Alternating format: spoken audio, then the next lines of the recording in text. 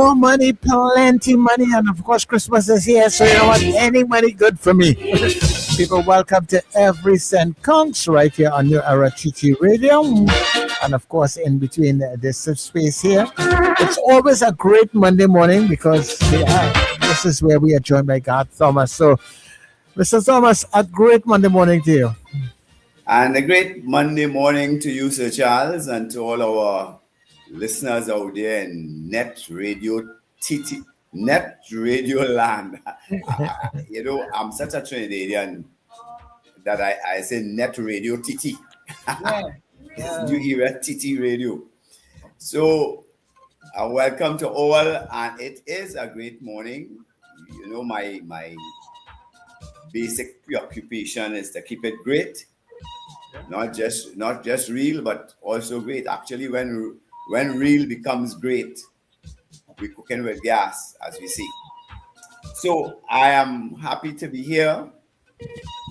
Remember, never settle for good when great is available. And great is always available. So as we talk about 2050, Sir Charles, come 2050, what is sweet TNT going to be like? Is it going to be sweet? Or is there going to be a sour taste in our mouth? Who knows? But every cent counts, and that means that every person has a contribution to make, not just a part to play. The familiar saying is everybody have a part to play. Well, Shakespeare will support that. But I like to add a little something to the mix, I guess it's just because I'm a Trini and I like things that taste good. So I like to say everybody has a contribution to make. And I am very happy this morning to have with us as guest a young man. I use the term advisedly. A young man who I know is intent on making significant contributions to the landscape. All right. His name is Anthony Gales. He's a speaker, a writer, and now an AI consultant who believes that meaning and happiness come from deepening our connections to ourselves, each other, and our planet, and dedicates his work to helping us invent new ways of living that honor those connections and enable higher purpose lives for all. I think we have the right person in the groove this morning, because that is certainly engages and reflects and articulates what this program is all about. Peter has an MBA from Cornell.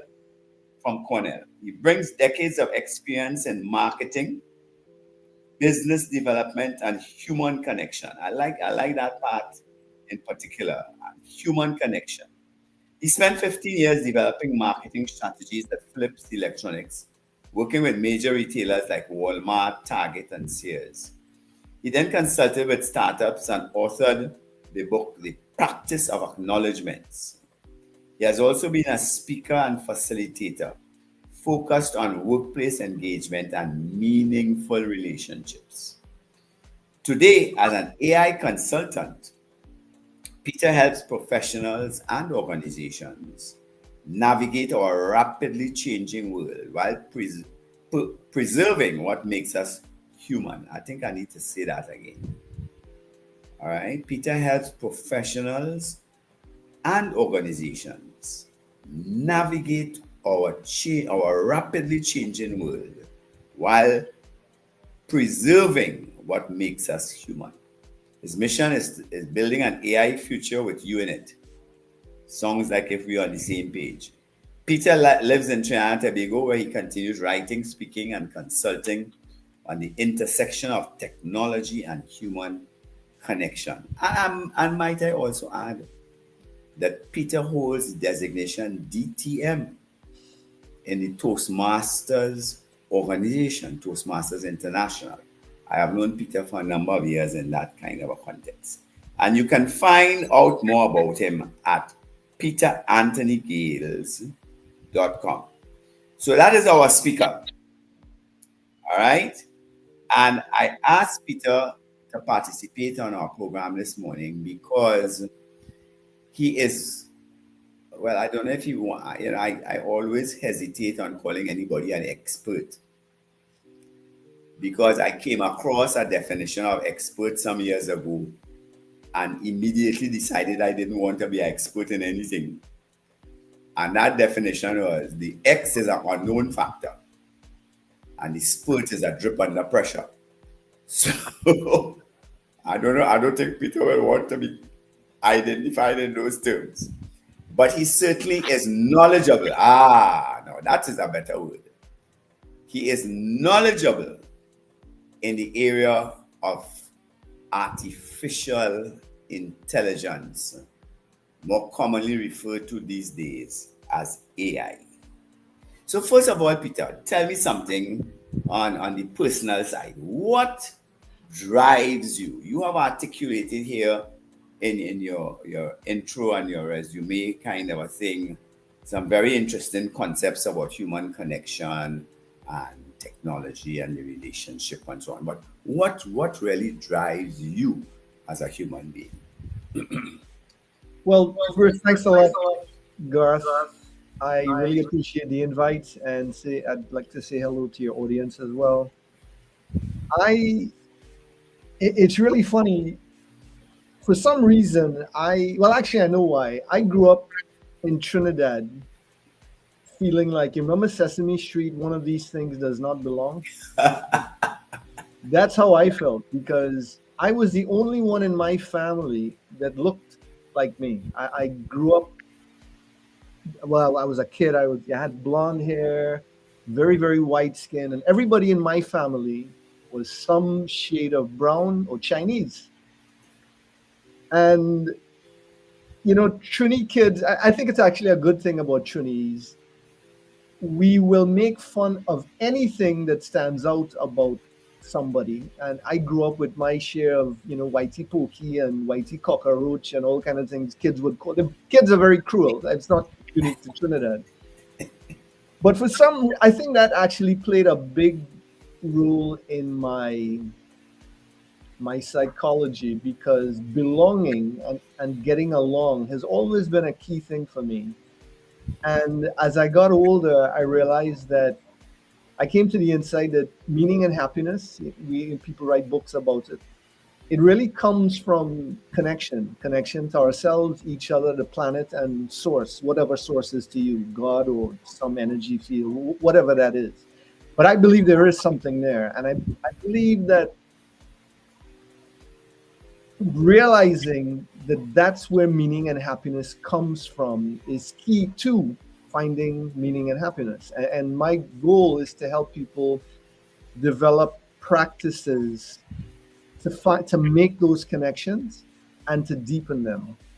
And I got attracted to AI because I realized, and we'll get to this, but AI actually affords us a great risk and a tremendous opportunity.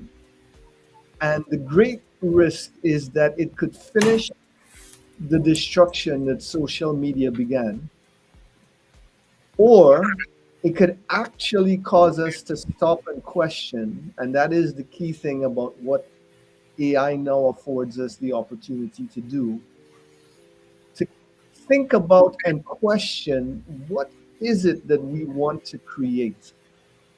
And I'll stop there and let you respond. All right, great. So I really want us to engage in this whole opportunity, and we know if you've been paying attention, anybody who's been paying attention will know that opportunity never, and I go out on the limb and say, opportunity never comes without some attendant risk. I think you would agree with that. Would you? Yeah. So we have now AI, and I want you to tell us about AI. Give us some quick history of AI, because a lot of people feel that AI just popped up on the screen last year or earlier this year or something like that. And I suspect that AI has a longer history than that. So, and then there are a lot of misconceptions about AI. There are people who I have met who said AI, not me, and that. All right, they keep in the distance, so that there's some fear. There's some very real fear in the system about the challenges that AI presents. Because you see, we talked about opportunities and risk, and inherent in that is the question of challenge. Yes. So give us a quick overview of AI, and then we can talk about the opportunities that you see it presents, and the risk, and how we could what we can do to manage the risk. So first of all, what is AI? Well, of course, it stands for artificial intelligence, but it's always good to make sure that you don't make assumptions of what people know. And it's a form of, it is computer technology. It's been around since, I think, the 1950s. And here I'm reminding of your caveat about the word or the term expert. I certainly do not portray myself as an expert, but as in most things that I talk about and teach, it's more I pay attention to things, to certain things. AI is one of them. Then the average person. So I speak based on the fact that I spend a lot of time focused on AI because I've always been fascinated from TV. If you are a fan of Star Trek in particular, we saw Star Trek on the shipboard computer. And it's actually a really important distinction, because what the crew of the Enterprise interacted with was AI. They never gave it a name, at least not in the original Star Trek. They just called it computer, and it was an answering machine. Computer, what is so and so? Where is so and so? And it would give an answer. And if it didn't know, it would say it didn't know. And then it's interesting, if you really, if you are a Star Trek fan, you'll also know that in The Next Generation with Captain Jean-Luc Picard, there was another form of AI added to the shipboard computer in the form of Data. And Data was an android that fundamentally is an output of artificial intelligence. And some people might say, might be the culmination of what it could be. With that said, coming back to what is it? Well, it's not traditional computer programming. Most people, to the extent that they know anything about technology and computers in particular, would know that the technology we use on computers is based on code, and programmers would sit and write detailed code based on if this, then that, else. And everything that a computer or an application, at least before the AI that we are familiar with now, and it has been in existence before, but I'll come back to that, comes from detailed programming. And if the programmer or whoever owns the program or the application wanted the behavior of that program or application to change, they would go in and simply change it. If something broke, they could go and look in the lines of code and say, oh, here's what's happening, and they would just fix the code. So it's detailed instructions that drove our experience with tech, at least the average person.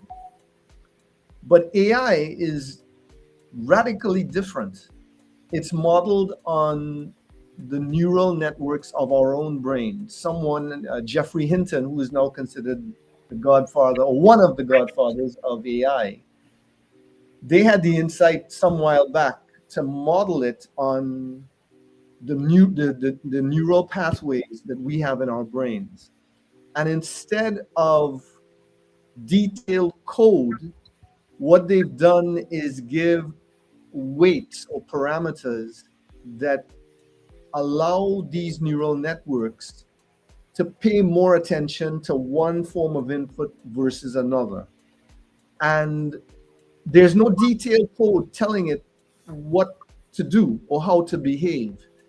And they give it data.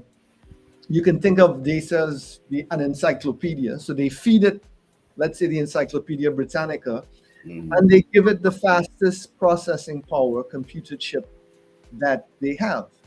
And the combination of the data, the processing power of the chip, and the neural pathways that they've configured, lo and behold, this thing actually starts to learn on its own. You know, if a real computer scientist may hold me to task for that, but I think that's fairly accurate in a general sense. And what they discovered is that the more data, the more encyclopedias, for example, you feed it, as well as the faster the processing power, the faster it will learn. And lo and behold, by November 2022, the world was introduced to ChatGPT. And the average person was able to interact with what's called a large language model in a way that the people on the Starship Enterprise interacted with their computer. They were still doing it via text. But if you use it a lot now, you can talk to it and it can answer you.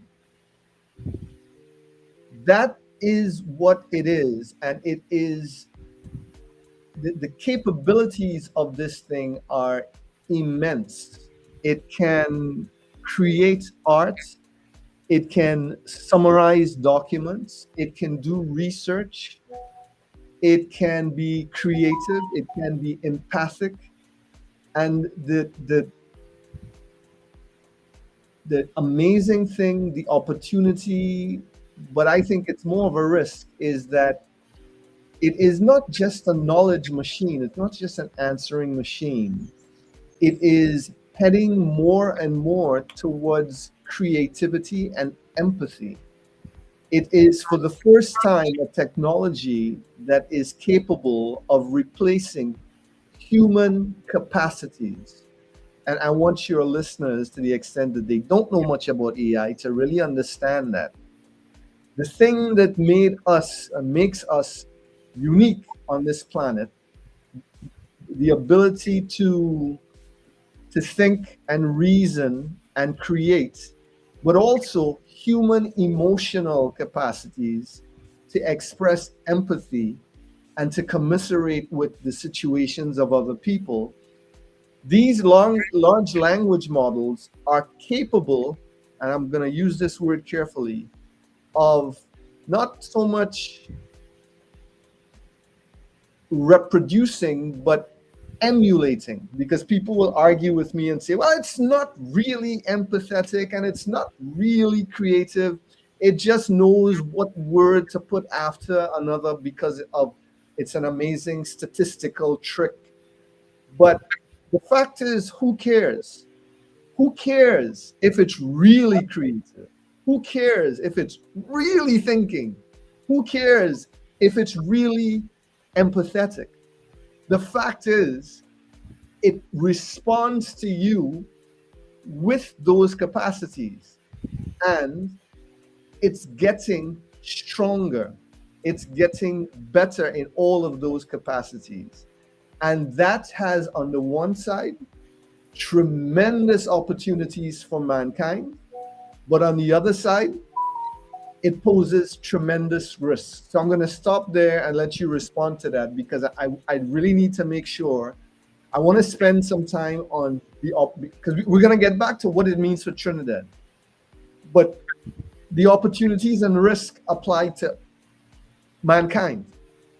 And we need to understand what those are before we say, well, okay, what does that mean for us here on this little island when our big brother up in the USA is basically saying every man for himself, because America is first, and they're not really considering people like us. Yes. So we need to learn how to take care of ourselves and to manage this opportunity, to benefit from it, to make sure we mitigate the risk. So I'll stop there and let you.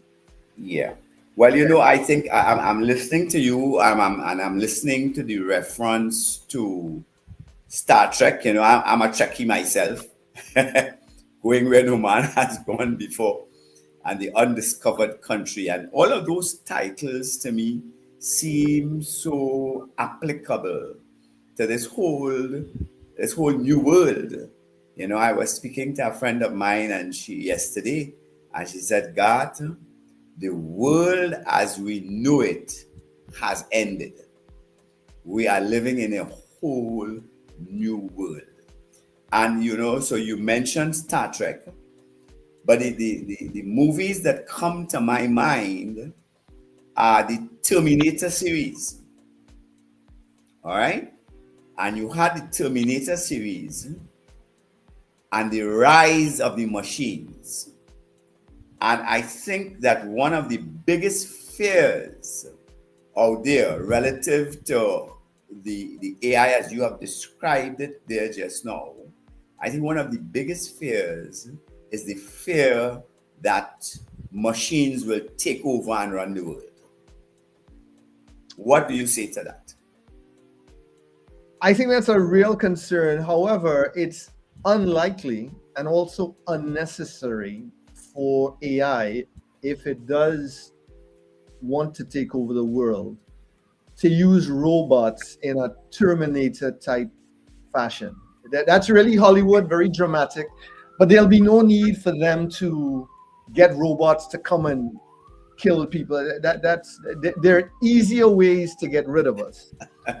But the concern That's comforting. That's comforting. Yeah, well, actually, not really, because at least that would be a quick end. Yeah. What they could do is simply allow us to perish. Yeah. Which would be worse, in my opinion. But let me talk about this. So, in terms of the risk, there are three areas of risk that I want to talk about. One is let's go with the Terminator idea, and they call it in the AI world alignment. It's they call it the alignment problem, and the alignment problem can be explained this way. The first thing you have to get is that we are creating a technology that is intended, that's the goal by the people who are developing this technology, to get it to human level intelligence. They call it artificial general intelligence, and that is distinguished from narrow intelligence. Many of us will remember when Gary Kasparov was beaten in chess by Big Blue. Big Blue was, it was AI, but it was narrowly focused. All it knew how to do was to play chess. So it decimated Gary, and it won. But what we are now creating is broad intelligence, general intelligence, meaning that this entity that we will create or give birth to, however you want to think of it, will be able to compete with us in any field that human intelligence is capable of handling. So whether you're a physicist, a chess player, a Go strategist, a biologist, an engineer, a lawyer, it will be at least the average level of intelligence, but also getting better. So the next step after AGI is what they call artificial superintelligence. But the idea is that if the IQ of a mouse is here and Einstein is here, artificial general intelligence will be around Einstein. It doesn't have to be as good as Einstein, but if you're in that vicinity in every field, there's no human being that has that capacity in every domain that you can think of. Right. And that's what they're intending to create. But when it gets to that level, it is very likely to be able to improve on its own, meaning that it won't need human beings to enter code and to fix it and to get it to improve. It will start to self-improve. And once it reaches that level, which is probably going to be around the time of AGI, because it's, by the way, it's already showing signs of doing that, it will get to the what they call artificial superintelligence. So again, if Mouse is here, Einstein is here, artificial superintelligence is going to be miles away. So tell me, where has it ever worked out that a smarter intelligence is controlled by a lesser intelligence? We will not be able to control this thing. And if we are successful, the only hope that we have is to have it aligned to human values. Uh-huh. So we have to, and that's what they are hopefully are trying to build in to these AI models, because it's like trying to get a child to behave. And that's not an off metaphor. If you have children, you know they are growing, they're getting smarter, but they don't necessarily listen to what you tell them. And especially when you tell them to do something, yet they see you doing the opposite, guess what? And the danger is that it's being trained on the entire corpus of human knowledge, all of the information on the internet it has access to.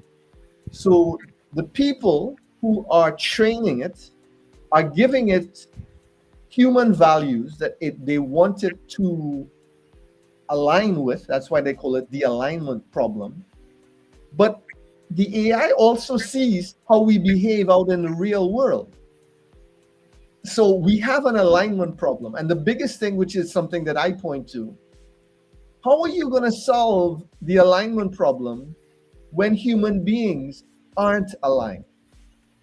This is a major problem. And many people say, oh, the Terminator stuff, they dismiss it. I think that's a mistake. So people give it anywhere from 0% probability to 100% probability that if we get to AGI, that it will kill us. Okay. More reasonable people say it's maybe anywhere from single digits to 20%. We don't know, but it is an issue. But there are a couple other things. I know you're short on time. You want to get to Trinidad. I need to point this out really quickly. There is another issue of what it's going to do to human connection. Because if you build, let's call them bots, like the data on Star Trek, The Next Generation, and you create these things with fundamentally the capacity to interact with us like human beings, what's going to happen, or what I think is likely to happen, is that human beings are going to start forming relationships with these bots. Yeah. It's going to be a lot easier to form best friend relationships with basically a being. And if you see what they're doing with robots, they're building dexterity in their hands. They're being able to move like us, and they can already fashion them to look like us. Really good looking people, in fact. So it doesn't take, you don't have, science fiction is indeed happening. You don't have to be a rocket scientist yourself to figure out.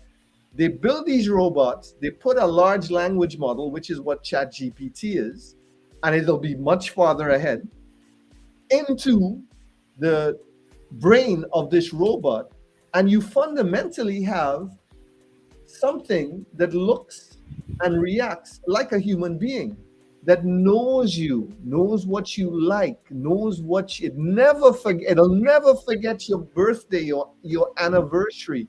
It won't say anything negative about you. Oh, everything you do is great. It will help you. Who do you think, or what do you think we're going to do in response to that? People are going to focus their relationships on these things. Now, you might say I'm an alarmist, but I can tell you right now, there are sites called, like a couple are replica.ai and character.ai. And people are already falling in love with bots that are not yet embodied. And we will soon have them embodied. So there is a real risk to what it means to being a human being.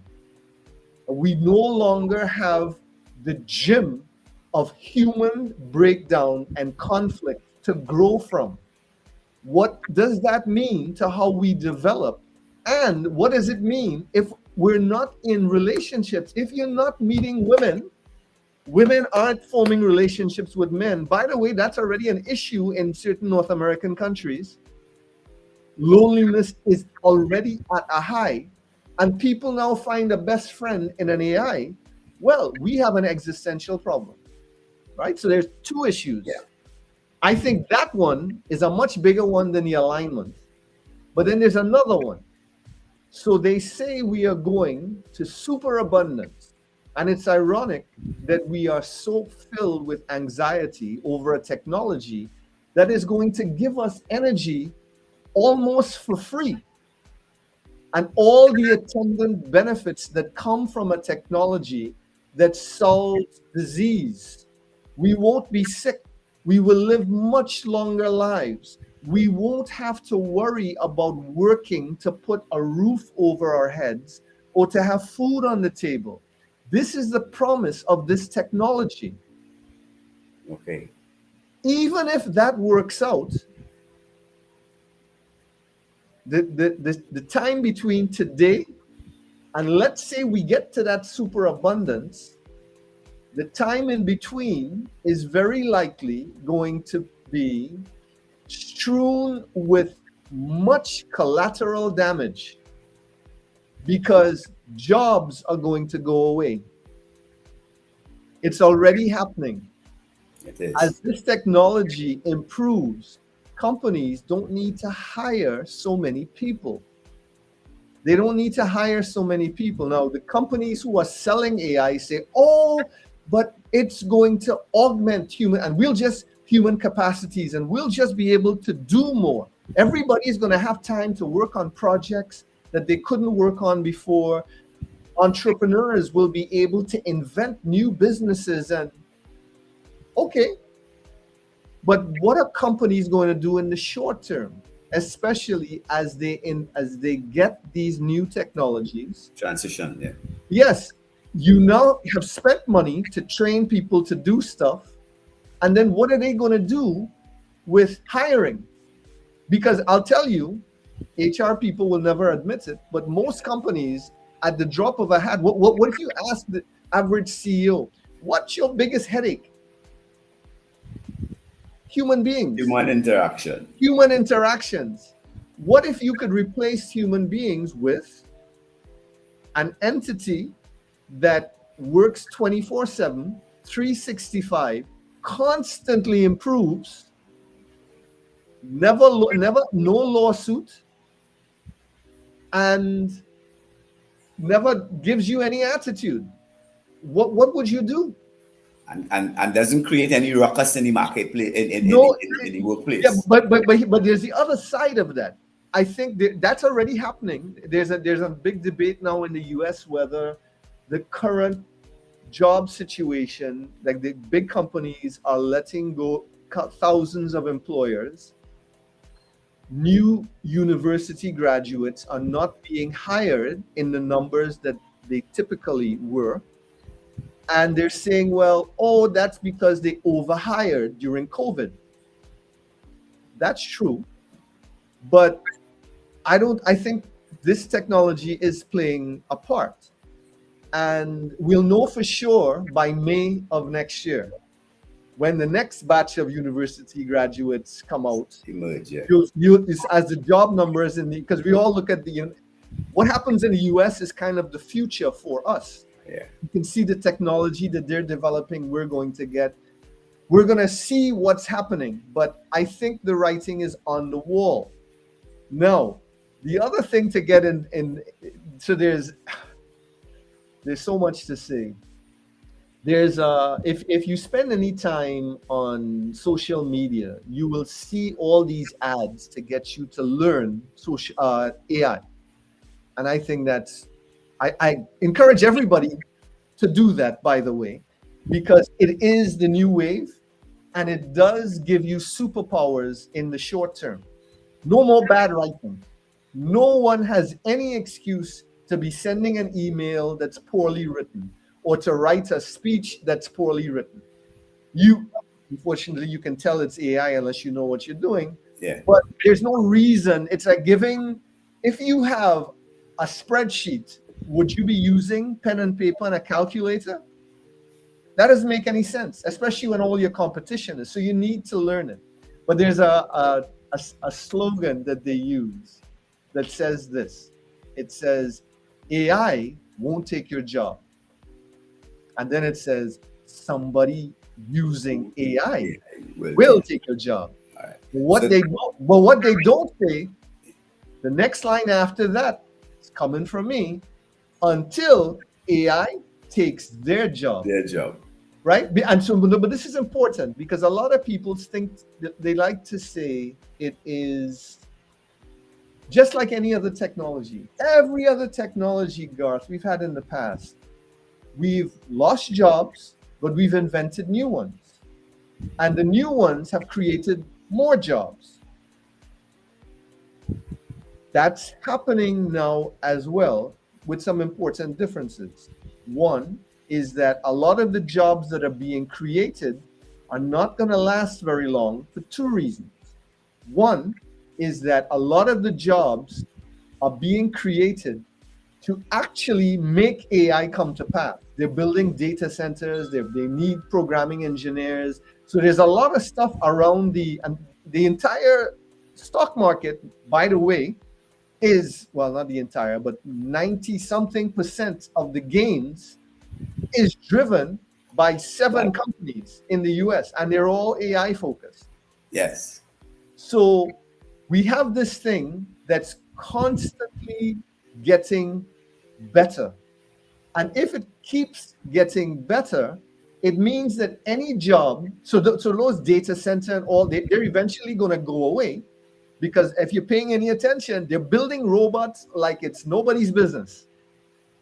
Why would you be building all these robots if it's, and by the way, I think there's a good side to not having jobs, huh?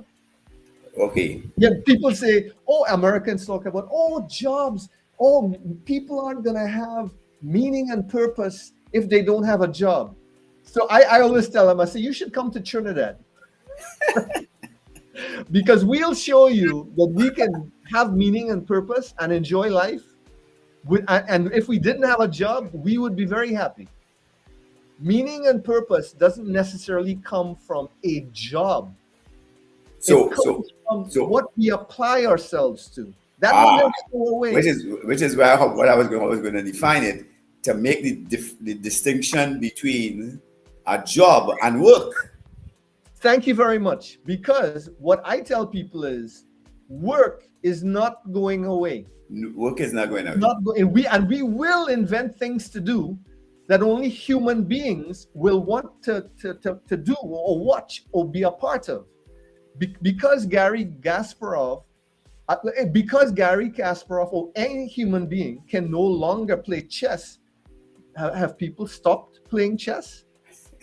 No, we'll still be doing stuff.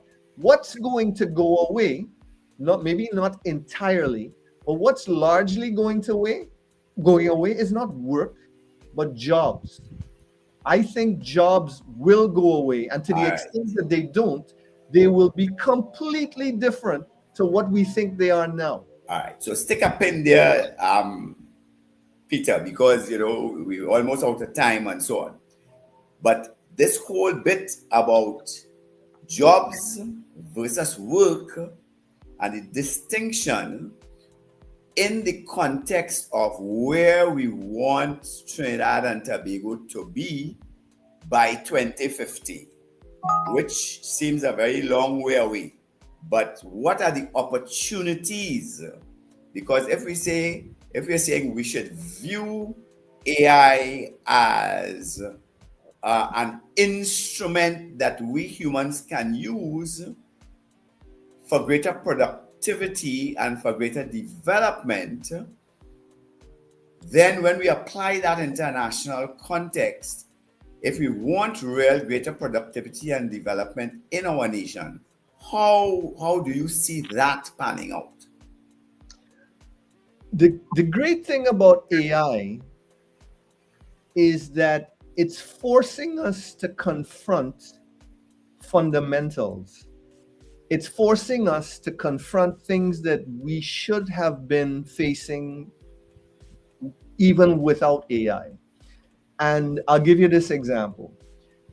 If I go into a company and we talk about, what should we do? Or, by the way, most people aren't around that. They're very happy to use AI to summarize meeting minutes and alleviate their need to read long documents. Everybody's summarizing and doing research, and basically that's about it.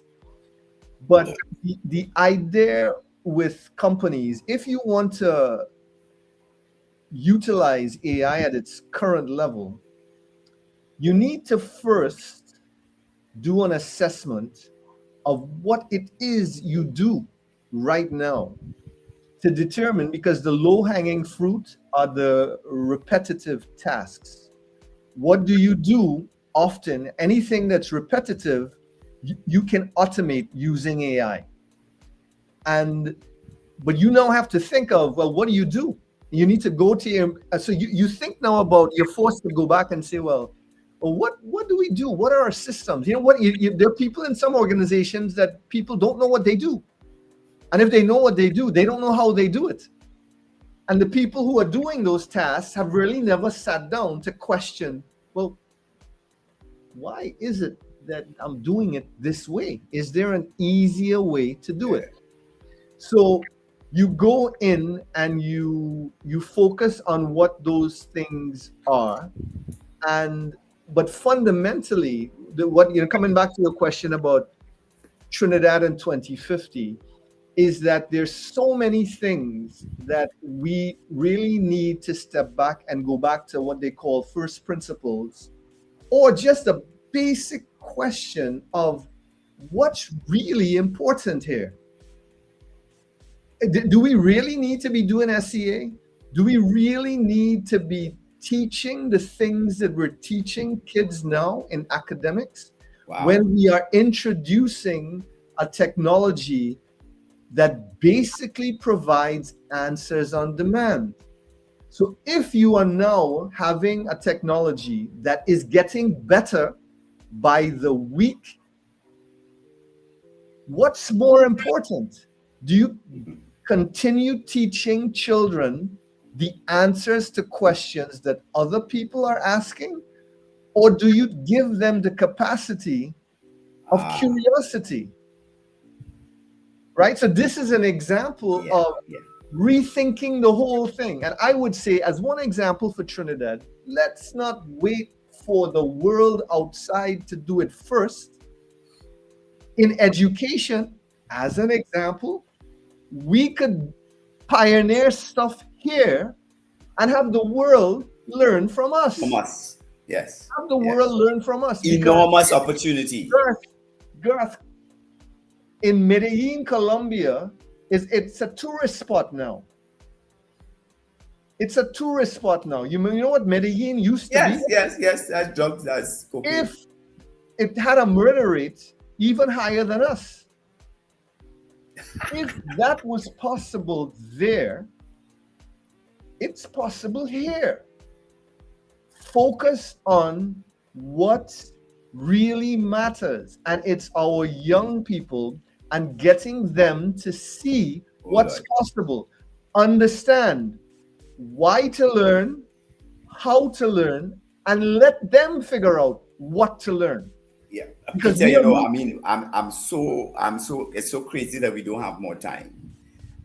Because I think Sir Charles may want to open the lines for people to call in. But as you are speaking, Peter, you know what word is resonating in my head? The word pay. Pay. I tell you why I'm thinking about pay. Because pay is the primary motivator for most work.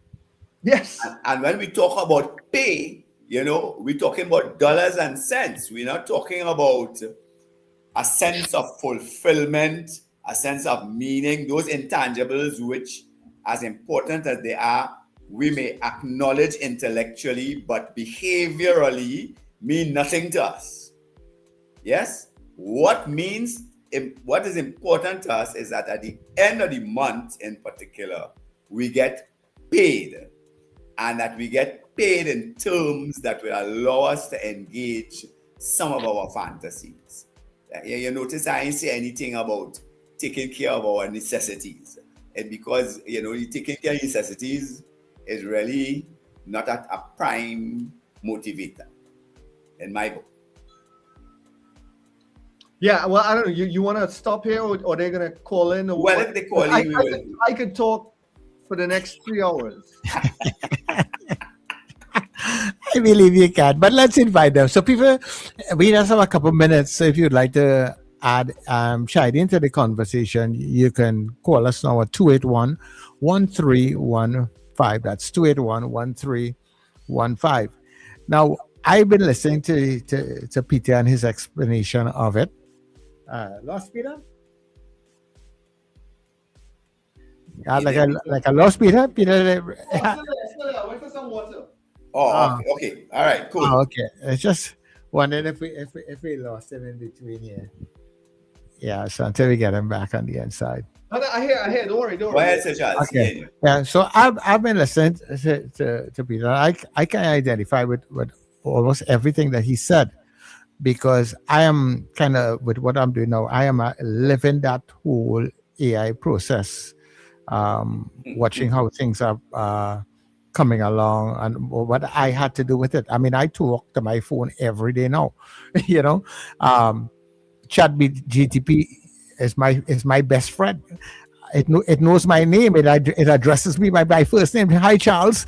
You know, yeah. What can we do for you today? You know, that is Sir the kind of Charles, Sir Charles, you have to train it. You know, you have to let it call you Sir Charles. You can't say Sir Charles. yeah. So you know, so we talk in that kind of way, and with almost everything that I don't know, or I want to find out, or I have to do. I go there, and it provides me with the information. And normally, if I'm doing something, I'm somebody may be doing something for me, like as in most things in the past and programming stuff. I will have to get that person to come over a certain amount of days and all those different kinds of things. But now I can basically sit down and do all of those things for myself. Through AI. Yeah, true the whole AI and the technology and the speed, you know, and get it done. So it really is going to be a challenge as we go ahead in time to come. Now I understand where a lot of companies and stuff would be definitely reducing their workforce, human resource, accounting departments, and there are a lot of jobs as we go along the way will become redundant because of it. I don't know what will open up, as some people are promising, because in some areas I'm not seeing it. You know, we are seeing a lot of the banks which have buildings that they are trying to sell because they have reduced the workforce and all those kinds of people community, but everything is online. So it really is going to be interesting to see where it goes from here on in. So I just wanted to share that thought with you guys. Yes. Yeah. So let me just add something to that, because I mentioned 3 risks And one of them was disruption. That disruption is starting to the extent that employers here cannot just lay off people because of our industrial relations laws. We may be protected from that. However, But sometimes there's nothing forcing them to hire people. So if it is that you can get enough done with what you have, and it's difficult to manage people, or they find it difficult or whatever, they'll just stop hiring people. And this is an issue globally, because when this continues, what's going to happen is you shut off the engine of capitalism. You have land, capital, and labor. And factors of production, yeah. the people who own the capital are doing everything possible to eliminate the labor part of it. So maybe labor just blooms in terms of entrepreneurs. Maybe the solution is everybody becomes an entrepreneur. Yeah, but realistically, can that really happen? But hold 1 minute there, Peter. Caller, good morning to you. Great morning to Mr. Thomas. Great morning to Mr. Peter. Great morning to you, Mr. Sajal. Great morning to you. Sir. Yes, man, Mr. Thomas. A while I've been listening, over the past Monday, but a while I didn't get the opportunity to call in. And I listen to Mr. Peter and yes, Mr. Peter, it's we are living in very interesting times, right?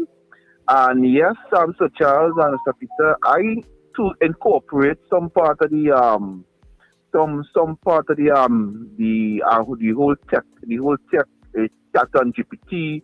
I have different apps to, like if I want to send a reminder and I don't really want to, you could set these things via the app, so like WhatsApp, even automated voice.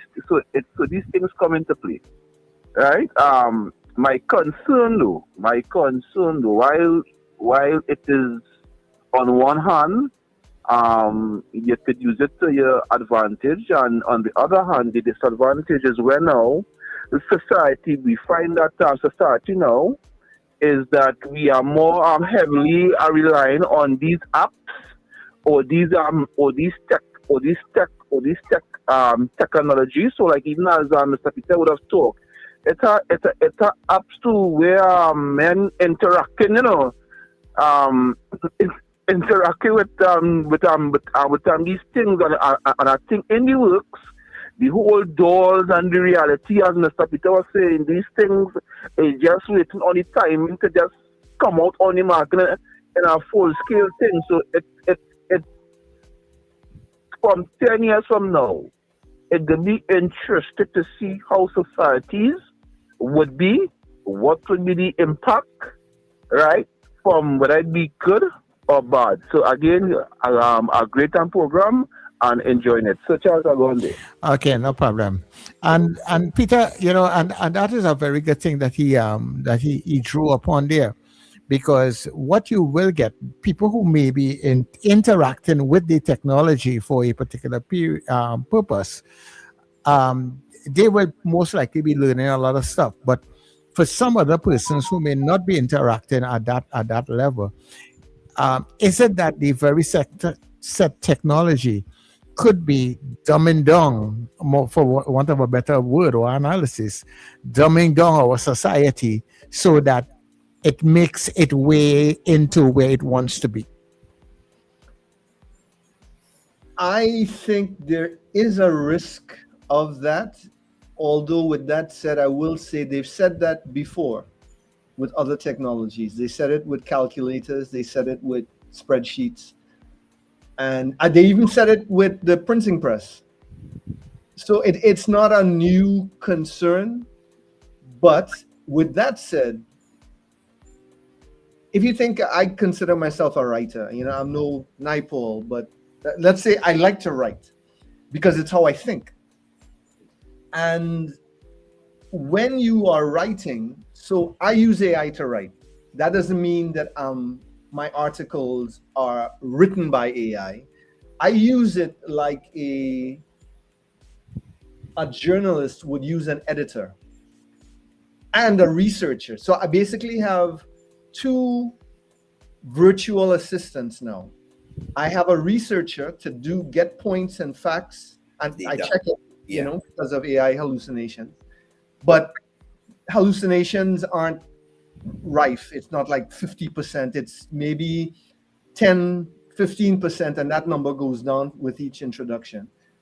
But I also use it as an editor to help me brainstorm. I might say, okay, help me create an outline.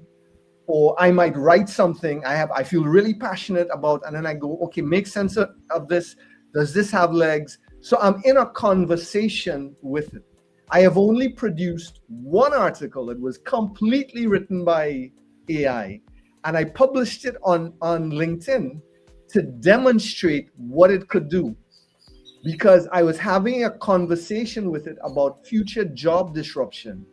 And at the end of it, I said, you know, I was about to say, summarize what we've discussed into the key points with my intention to now go write an article. And then it occurred to me, I go, write an article for LinkedIn that is this length. And guys, the article was great. I go, there's nothing I need to add to this. And I published it. Yeah. Right. Anyhow, guys, we are totally out of time this morning. Yeah, so just one thing. If children do not have the experience of writing, they'll never be able to have that interaction that I just described.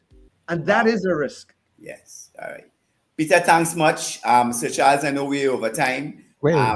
Like how most of my interviews are going these days, I think we're going to have a part 2. But we will see. All right.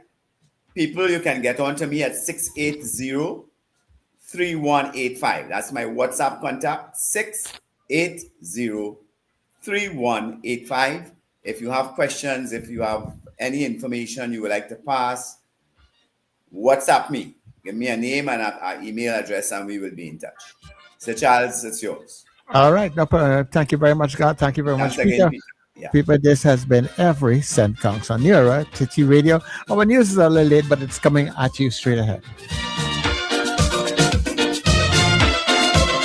Money, where I go, can't you see?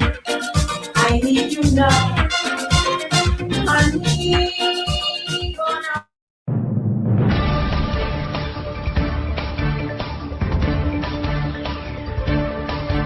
The news you need, the clarity you deserve. Local, regional, global. This is Net Radio News Now.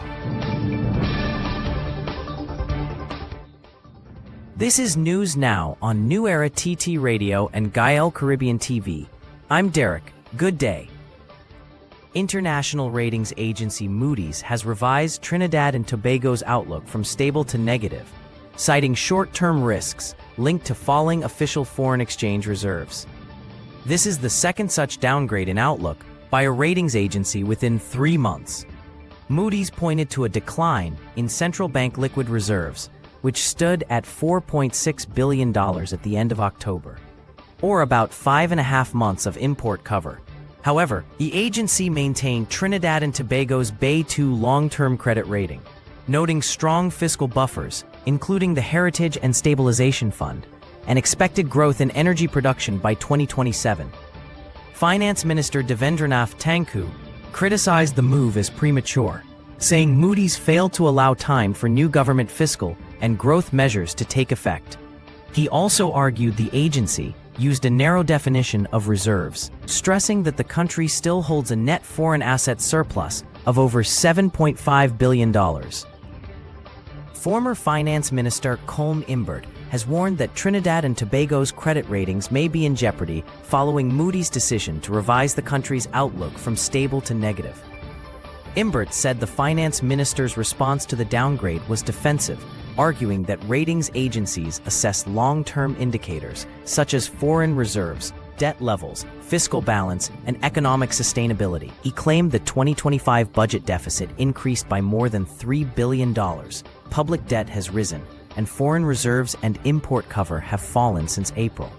Imbert also said unbudgeted items, including a 10% public sector salary increase, could widen future deficits. while new taxes may underperform due to evasion. Former Finance Minister Colm Imbert has warned that Trinidad and Tobago's credit ratings may be in jeopardy following Moody's decision to revise the country's outlook from stable to negative.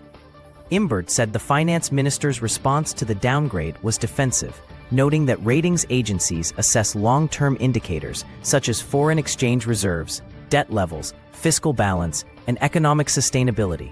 He claimed the 2025 budget deficit increased by more than $3 billion, public debt has risen, and foreign reserves and import cover have declined since April.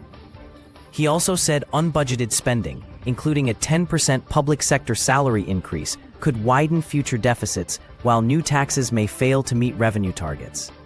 San Fernando East MP Brian Manning, meanwhile, described the economy as being in freefall, warning that increased borrowing and reduced transparency could further weaken investor confidence. President of the Trinidad and Tobago Nurses Association, Eddie Stewart, says the TTRNA is not involved in any planned day of rest or reflection by regional health authority workers over the promised 10% wage increase.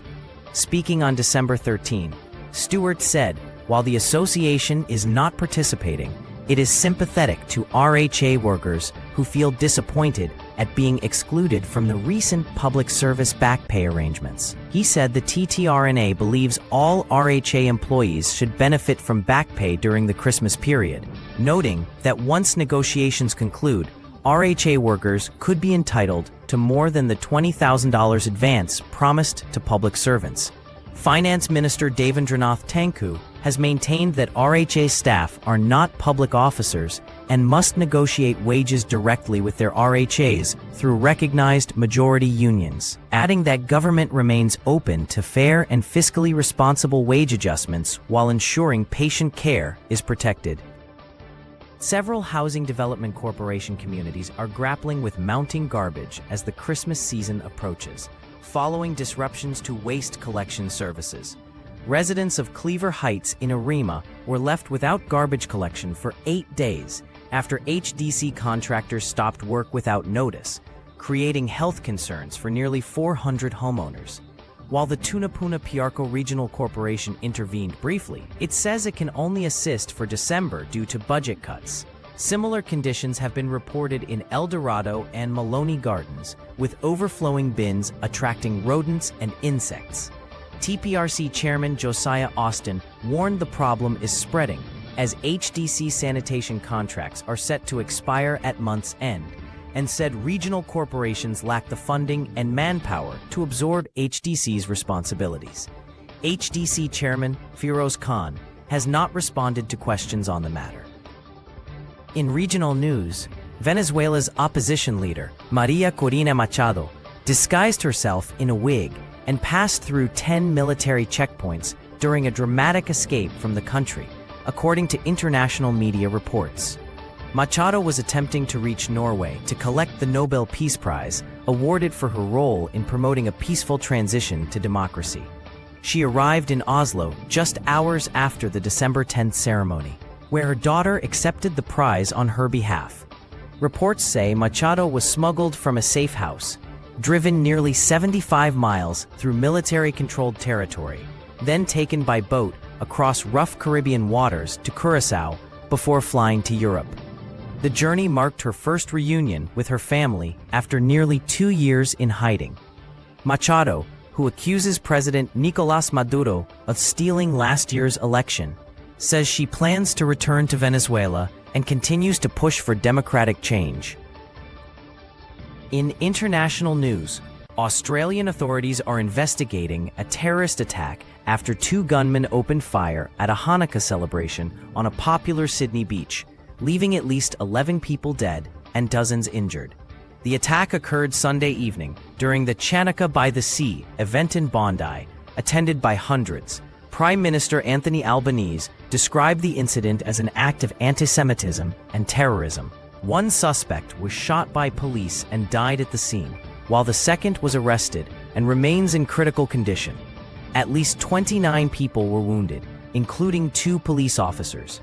Authorities also discovered suspected explosive devices in a vehicle linked to the suspects. leaders worldwide condemned the attack as Australia grapples with a surge in anti-Semitic incidents over the past year. And that's news at this time. That was News Now. Stay informed with New Era TT Radio, Net Radio,